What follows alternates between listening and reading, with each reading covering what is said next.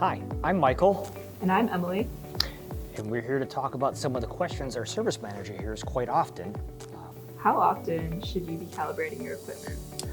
Well, Emily, that's a common question, and there's a lot of debate about that. In reality, it just really comes down to how do you use the equipment. Some objects, like a torque wrench on the factory floor, are used on a pretty regular basis. They get dropped, they get beat up. It really should be calibrated on a very regular basis, quarterly, if not more frequently than that. Other pieces of equipment, like a caliper, if it's cared for in a quality lab, certainly a 12-month cycle would work fine.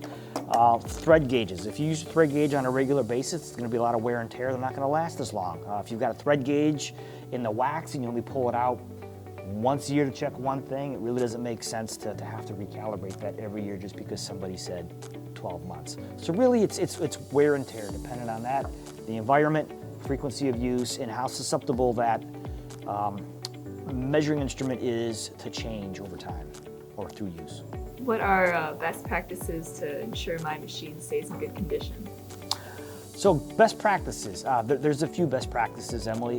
One, maintaining the environment. The factory that manufactures that piece of equipment usually has environmental conditions they'd like you to keep it at. Sometimes it's temperature, humidity, dust, dirt.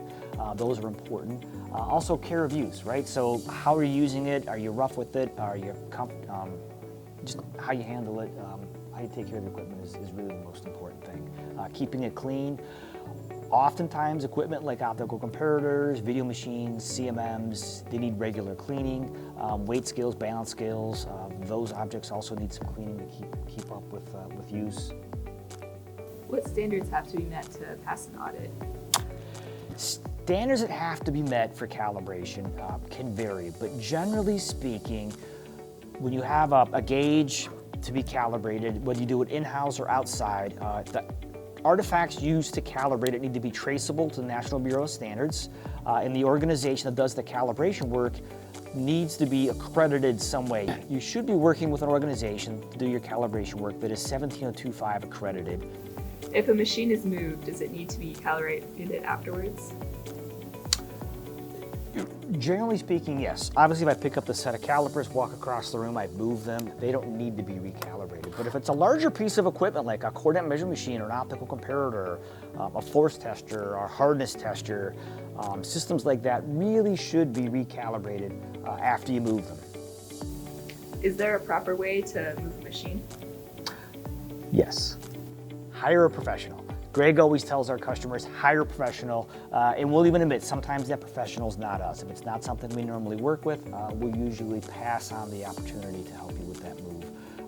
You want whatever you're having move, if it's a CMM or an optical comparator, correctly braced so you don't damage the measuring principles, whether it's scales or glass artifacts that are internal to the system. So it needs to be braced properly and moved by a professional who has experience moving those types of systems. What types of services does inspection engineering offer? We offer a variety of services, Emily, in the field. From a field standpoint, we offer field calibration.